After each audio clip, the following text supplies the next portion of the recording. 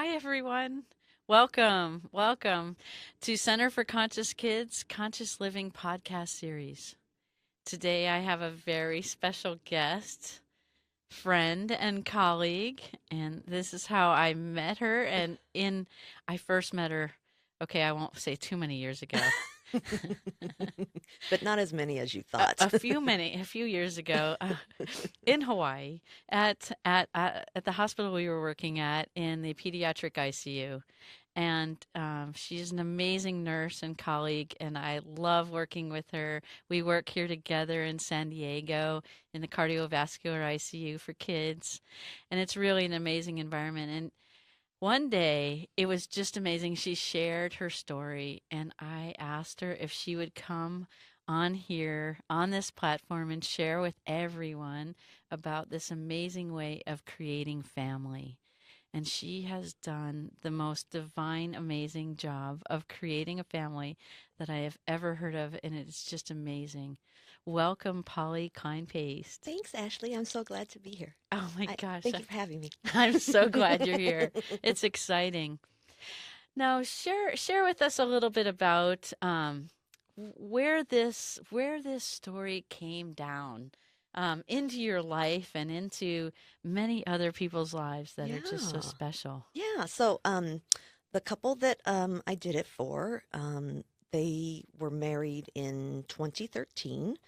And right before I left San Diego, I left San Diego for about 4 years and went to Kansas City and Seattle as a military wife, that sort of thing.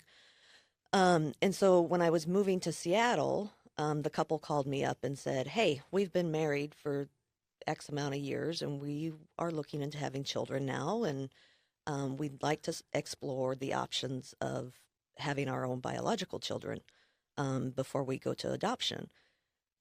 And they said, as a military wife, we have heard that military wives have this thing for being surrogates. And I was like, what? I've never heard of it, never known anybody. And I know a lot of spouses. so, um, so just right then and there on the phone, I said, well, I don't know anything about it because their original question was, do you know of any agencies or anybody that might be interested in it? Hmm. And I said, I don't know the first thing. I don't know anybody. I said, but you guys are wonderful people. And we had a blast at your wedding and we've been friends for X amount of years. And I said, I'd like to be in the running for that. So, I mean, I'm sure Yeah. you've got other women wanting to do that for you. And they were like, no, not really. And So, these are two gentlemen that are married, yes, and they were looking to have biological children of their own. yes. Yes, how beautiful. Yeah. Wow. So, they had been seeing a in vitro fertilization doctor here in Okay. San Diego. Okay. Let's see. They wound up using a donor eggs Okay. from the same woman. Okay. Um, In the in vitro fertilization yeah, office. yeah.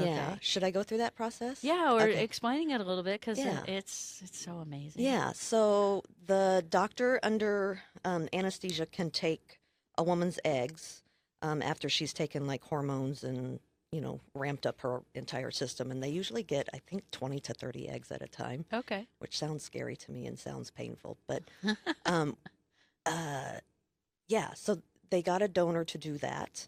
Um, and then they brought me into the equation. Um, and so what wound up happening with the eggs was one spouse donated or contributed his sperm, and the other spouse did the same thing. They Took took the the embryos. yeah they split the eggs in half. So Okay. half of them got spouse number one, half of them got spouse number I two. see. What we wound up with after doing some genetic testing and all of that to make sure that the embryos were going to be viable Yeah. was they wound up with three embryos. Okay. So we implanted two, Okay. one from each spouse, Okay. and we were given the odds of 80% chance that one would take and 40% chance that both of them would take. Wow. And we were just thrilled that they Both both took. both took. So And so you had fraternal twins fraternal twins. from each dad Yeah. and a donor mom And a donor mama. and a surrogate and a maternal surrogate, gestational Gestational surrogate. That's the surrogate. official name. Okay. So a traditional surrogate is one who contributes her genetics as well Yeah. and carries the child. So Okay. gestational means donor eggs, or not donor eggs, but like if I were to do it for a heterosexual couple, Okay. it would be the wife and the husband, their embryo that gets created. Yeah. So, Wow. That is just fantastic. So what we're talking about here is four parents in such a way. One gestating. well, I don't like to call myself a parent. I'm just Auntie Polly. Well, you are, but I mean it's beautiful that you supported that gestational growth, Yeah. right? Well, I Yeah. like to say uh, it was my oven, their buns. I was just the oven. That is so cute. That is wonderful. And so two little amazing babies came out and was supported with this new family. Oh, Wow. a huge family.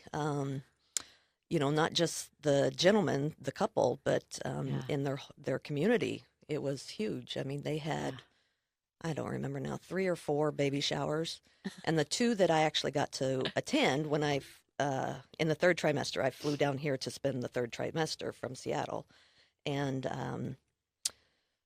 the two that I attended, the first one was 80 people, the second one was Wow. 160. So, Wow. yeah, Look at the love. right. Wow. Yeah. So these two guys, they were meant to be parents, and everybody knows that, and everybody was Yeah. gung ho for them. So, Wow. What an amazing community that supported family togetherness yeah. and love. It's Yeah. just amazing. And so tell me, how old are the babies now? They are about 15 months now. 15 months. And what has that journey been like with you? Because you're here in San Diego and they're here in San Uh Diego. huh. And then you see them every once in a while. How is that working out? What? I do. I get to Yeah. see them fairly often, every other week or so. Yeah. Auntie Um, Polly comes over? yeah. That's so Yeah. awesome. To have playtime.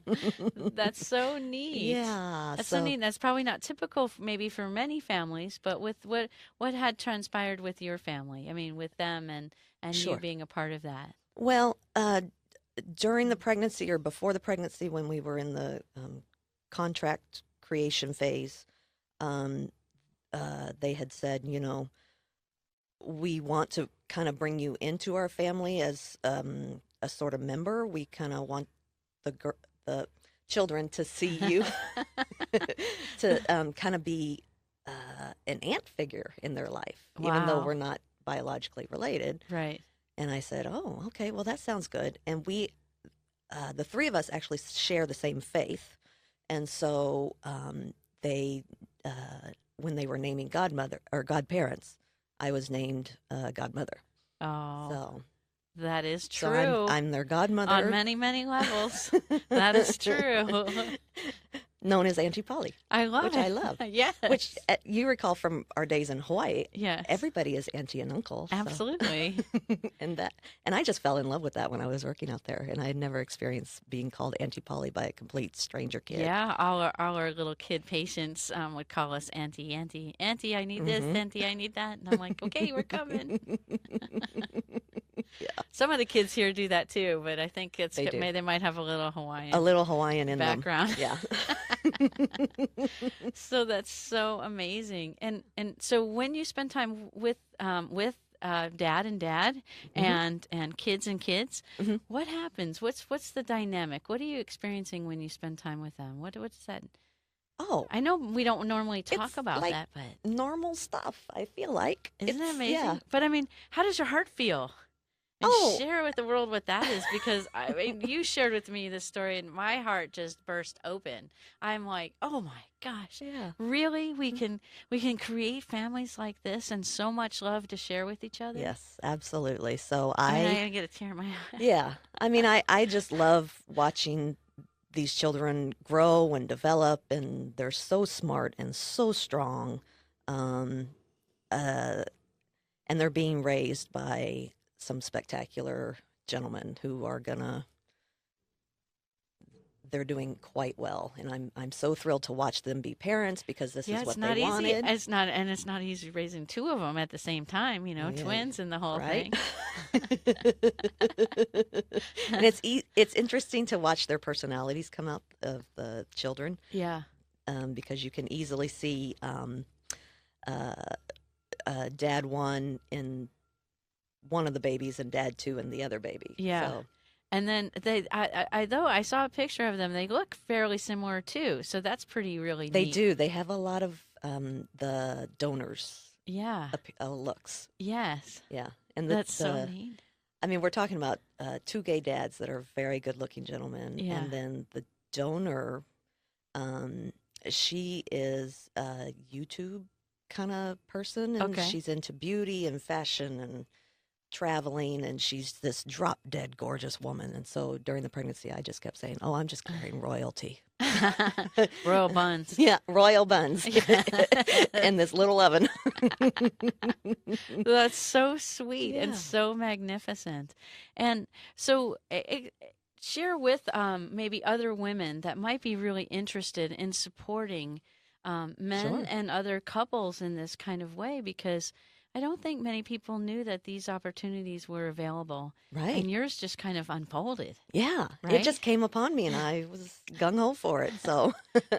So, I was married at the time that we uh, decided to do this, and all all told, it was a 2 year process before the girls were born. Okay. So, we spent the first year and 3 months or so just hashing out all the details. Right. So I had to be medically tested. My husband had to be medically tested. Okay. The gentleman had to be tested Yeah. to make sure nobody was transferring any kind of medical stuff to these babies. Okay. Wow. Um, and then we all got psychologically evaluated, Okay. and that was a little bit of a tricky part because I've never had kids of my own. Okay. Typically, they want surrogates to have had the experience of childbirth and be able to say objectively, yes, I've done this before, and I know through that experience that I will be able to relinquish these babies that I grow. Yes. So, and we are in the state of California, which has the best laws for this. Okay. Um, let's see.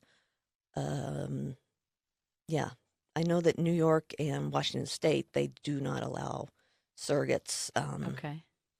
You're not allowed to exchange money with surrogates. You can do Okay. it. Okay.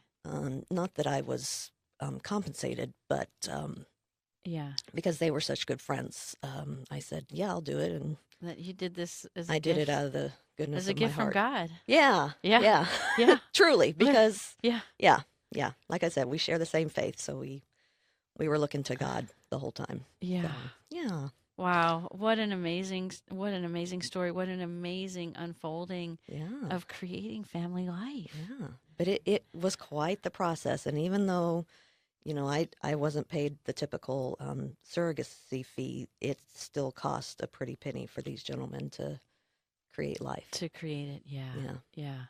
But Oh. wow, it can be done. And Yeah. it can be supported, and such beauty of these children growing Oh yeah, and flourishing in their family. they are amazing children. I'm so impressed with how advanced they are and Yeah. just how well their dads are doing as parents. That Yeah. I knew that they would. So Yeah. Well, and it's just an amazing story of love and compassion and giving, and that you gave this opportunity and you shared with me. I'd love you to share it with others. That what'd you say? You said, uh, "I'd do it again in a heartbeat." I would. For the right couple, I would absolutely. Isn't that amazing? I I'm mean, getting on in years, and so there are age limits to being able to do this. okay, For women to donate their eggs, I believe the 34 or 35. it's really young. Okay. I think it's younger than that. Oh Actually, I wow. think it's 30. Okay.